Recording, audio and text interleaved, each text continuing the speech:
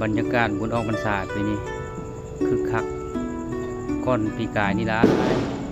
มีคนขายกระทงขายอาหารการกินเพียบเลย คนมาเที่ยวคนมาชมมารอกระทงก็คือว่าหลายคนเก่าปีนี้นะอาหารการกินก็มีหลายอันหลายอย่าง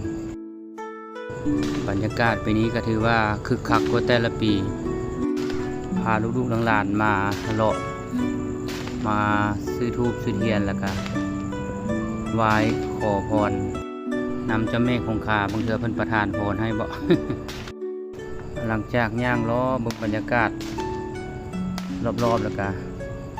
พาลูกลงไปลอยกระทงเพราะว่าตอนนี้ก็ยังเว้นอยู่เนาะถ้าฮอดเวลาเพิ่นลอยกระทงก็เพิ่นยิงกระโพกบังกระโพกหลายครับเด็กน้อยเขายานพากันเลาะบูโซกบูซาเฮ็ดบุญได้นึงแล้วพากันลอยกระทงแล้วก็พากันกลับสาธุเด้อขอให้เจ้าแม่คงคา